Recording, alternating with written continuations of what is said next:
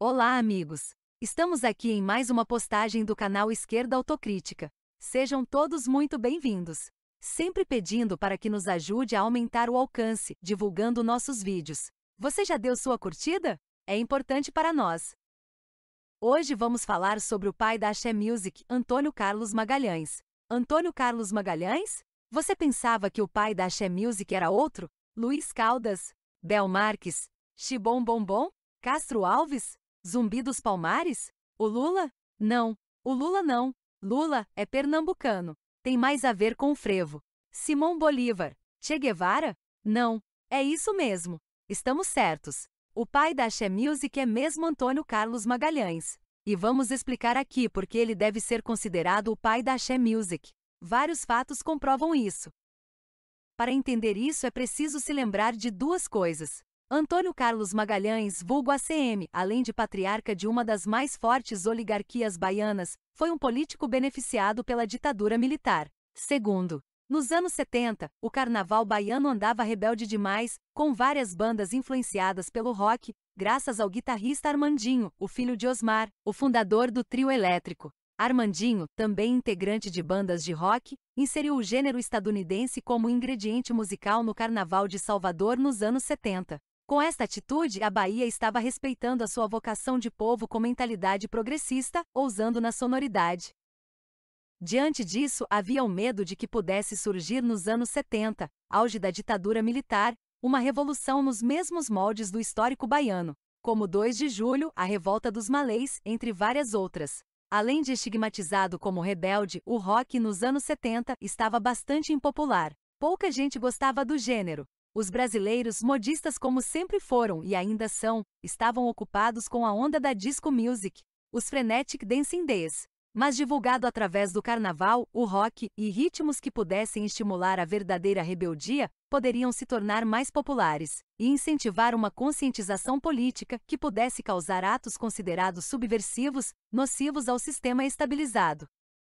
Além de evitar esta provável rebeldia, algo deveria ser feito para que a Bahia, que não tinha indústrias fortes, usasse o turismo como fonte de renda, impulsionando o movimento da economia no estado. Além de, claro, domesticar a população baiana e evitar ao máximo a retomada das revoltas do passado, já que a ditadura militar estava bem atuante em seu auge, em sua fase mais cruel. A possibilidade de revolta da população contra o domínio dos militares causava um desconforto nas classes dominantes, estas sempre gananciosas e autoritárias, além de apoiadoras fiéis e beneficiárias do regime ditatorial.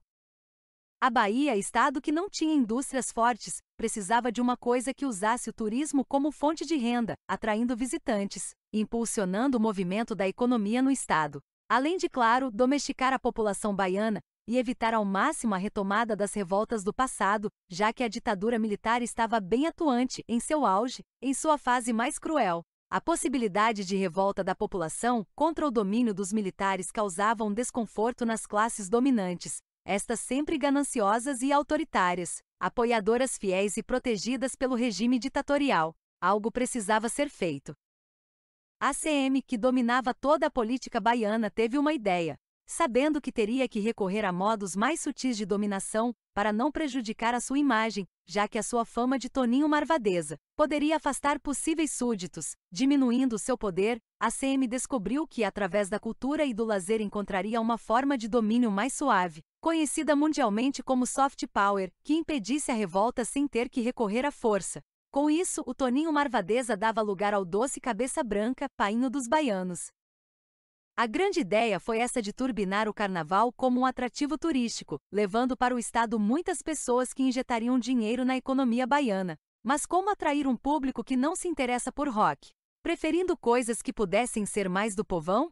Mais básicos e mais conservadores? Conservadores de uma certa forma. Não sendo o conservadorismo recatado de religiosos uma coisa estranha, diante da libertinagem carnavalesca, mas algo que pudesse não ter aquela incômoda rebeldia intelectualizada dos roqueiros da época, uma ameaça à tranquilidade capitalista do sistema ditatorial.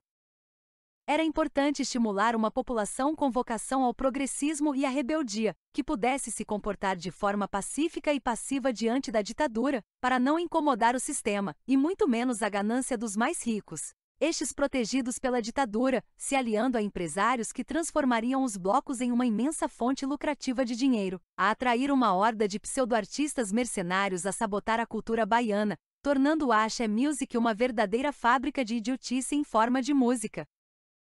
A ACM decidiu que um tipo de música, sem compromissos intelectuais, fosse criado para atrair o maior público, muito mais interessado em se divertir, do que se rebelar contra o sistema. Um tipo de música que serviria de jingle turístico, e focaria na negritude baiana, mesmo que fosse feita por branquelos albinos. Nascia a Axé Music, cujo rótulo foi criado, de início, de forma pejorativa, por um jornalista local, mas acabou aceito pelos próprios artistas pelo fato de que axé significa felicidade em Yorubá, idioma de origem africana falado em localidades da Bahia. Apesar de no início ficar entre o rock de bandas, como a cor do som, e do ritmo africano de blocos como Filhos de Gandhi, e mais tarde Olodum e Ileaie, a música baiana começou a descambar para uma espécie de rumba mal feita. Isso aconteceu porque o carnaval baiano se tornou uma fonte de altíssimo lucro financeiro, atraindo gente sem talento, sem vocação e sem intimidade com a música. Gente interessada mais em tratar a carreira musical como um emprego, inclusive fazendo o que não se gosta em troca de muito dinheiro e relativa fama local. Mas estes artistas mercenários foram beneficiados pelo fato de que o público não estava muito preocupado com qualidade artística. O público estava no evento para se divertir, para paquerar e também enlouquecer graças a muitas bebidas e até narcóticos, consumidos de forma descontrolada. Como pessoas com o discernimento reduzido, com a cara cheia de narcóticos, iriam prestar atenção em qualidade artística? Como chamar de cultura uma manifestação de um bando de zumbis abestalhados, mais perdidos que cegos em tiroteio, com músicas que nada dizem de importante? Mas eis que esta música mercenária, vazia em conteúdo artístico, finalmente foi batizada de Axé Music.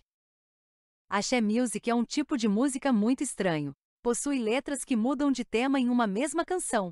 Letras cujos temas acabam se prendendo a estereótipos manjados e até preconceituosos de negritude e do turismo local, escritos de forma tosca e com nítida pobreza poética. As letras não raramente fazem apologia ao sexo irresponsável, pois todo mundo sabe que para a grande maioria dos brasileiros, carnaval é para estimular o sexo. Não por acaso a maioria dos brasileiros nasce entre novembro e dezembro, 9 meses após o carnaval. Que beleza! 10, nota 10.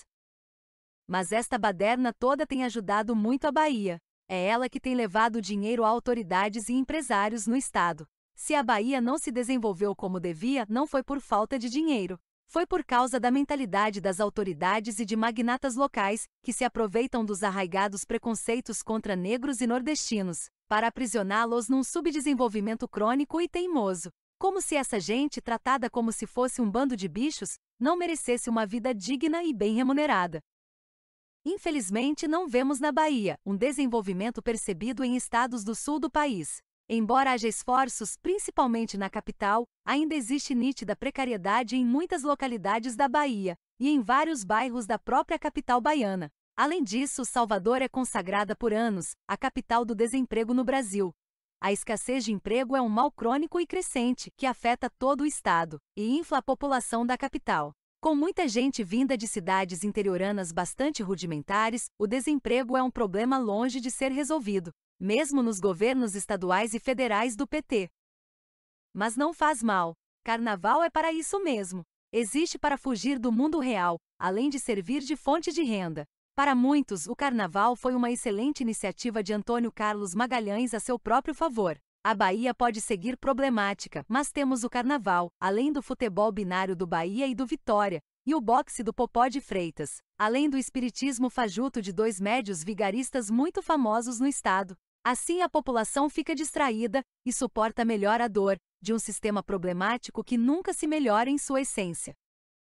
A ACM criou a Axé Music para alavancar o turismo baiano e manter a população distraída. Nem tente inventar outra ascendência.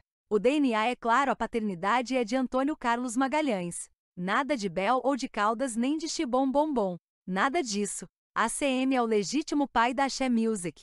A ACM é o eterno rei momo honorário de todo o carnaval baiano, mesmo depois de falecido.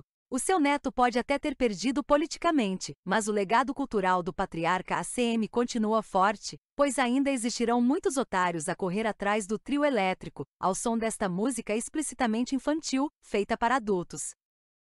Infantil? Sim, infantil. Canções com letras confusas sem tema definido e baseadas em estereótipos, criadas de forma bastante precária. Dancinhas patéticas de nomes ridículos lançadas a cada verão. Cantores desafinados que só sabem balbuciar e se aproveitam da ingenuidade de seus admiradores para enriquecer. Muita enganação sobre a capa de cultura. E ainda existem esquerdistas idiotas, dizendo que os baianos ficaram mais inteligentes com estas baboseiras todas? Ora, se emendem. Axé Music é uma idiotice que favorece a alienação, o emborrecimento e a fuga do mundo real. Por isso o empenho de Antônio Carlos Magalhães. O povo precisava ser domesticado. Claro, porque povo domesticado aceita melhor os problemas. Até reclama pelas costas, mas não vai sair irritando autoridades e empresários, pedindo reivindicações justas. Que se contentem com a manifestação popular do carnaval alienado. Algo que alegra muitos esquerdistas que veem manifestação política e revolucionária em qualquer diversão. Esquerdistas enxergam rebeldia política até mesmo na cantiga do atirei o pau no gato. O povo que se ocupe se divertindo. E nem pense em protestar. Não serão canções de Axé Music que irão melhorar as coisas para os baianos e para quem visitar a Bahia. Nem mesmo a superestimada Xibom Bom Bom, uma tolice imbecil que um bando de idiotas de esquerda que pensam que são socialistas tiveram a loucura descontrolada de adotar como hino comunista. Quando esta função deveria ser da música burguesia do saudoso Cazuza, esta sim uma verdadeira canção de protesto, solenemente ignorada pela esquerda brasileira. Esquerda que prefere a doce bobagem infantil do Xibom Bom Bom, gravada por um bando de menininhas bonitinhas, que na verdade era um plágio, roubado de uma canção inteligente do maracatu pernambucano. Só mesmo um tirano populista como o ACM foi capaz de criar um tipo de música alucinante, responsável por hipnotizar multidões que, com os cérebros travados, entorpecidos por drogas de todos os tipos, incluindo o álcool, se tornam incapazes de lutar por melhorias reais para a Bahia.